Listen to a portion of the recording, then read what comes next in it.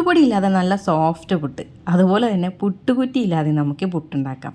എങ്ങനെയാണ് നമുക്ക് ചെയ്തെടുക്കുന്നത് നോക്കാമല്ലോ. അപ്പോൾ നമുക്കതിന് വേണ്ടിയിട്ട് അരിപ്പൊടി തന്നെയാണ് വേണ്ടത്. നമ്മൾ പത്തിരിക്കൊക്കെ എടുക്കുന്ന പൊടി ഉണ്ടല്ലോ, അത് 1.5 കപ്പോളം എടുത്തിട്ടുണ്ട്. ഇതിലേക്ക് ആവശ്യമായിട്ടുള്ള ഉപ്പിട്ട് കൊടുക്കുക. ഇനി നമുക്കിതിലേക്ക് വേണ്ടത് ചെറിയ ചൂടുവെള്ളമാണ് കേട്ടോ ചേർത്ത് കൊടുക്കേണ്ടത്. ചെറിയ ചൂടുവെള്ളം ചേർത്ത് കൊടുത്തിട്ട് നമ്മൾ കൈ വെച്ചിട്ടൊന്ന് കുഴച്ചെടുത്ത് അതൊന്ന് മിക്സിയിലിട്ടൊന്ന് കറക്കിയെടുക്കുക. അപ്പോൾ നല്ല സോഫ്റ്റ് പുട്ട് നമുക്ക് ഉണ്ടാക്കിയെടുക്കാൻ പറ്റും. നമ്മളെ ചക്കര പുട്ടാണ് കേട്ടോ ഉണ്ടാക്കുന്നത്. അപ്പോൾ അതിനാവശ്യത്തിലുള്ള ശർക്കര എടുത്ത് വെച്ചിട്ടുണ്ട്. ഇനി ഇതുപോലൊരു ബൗൾ എടുത്തിട്ട് അതിലേക്ക് ആദ്യം നമ്മൾ ആ ഒരു അരിപ്പൊടി ചേർത്ത് കൊടുക്കുക. അതിൻ്റെ മുകളിലായിട്ട് തേങ്ങ ചിരവിയത് ചേർത്ത് കൊടുക്കുക.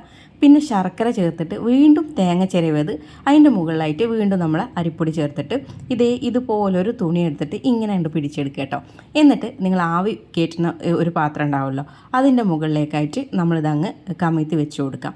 എന്നിട്ട് നമ്മൾ ഈ ബൗള് അതിൽ നിന്ന് നമുക്ക് മാറ്റാം. ബൗള് മാറ്റുന്ന സമയത്ത് കണ്ടല്ലോ നമ്മുടെ ചിരട്ടപ്പുട്ടുണ്ടല്ലോ, അതേ ഷേപ്പിൽ അങ്ങ് കിട്ടും.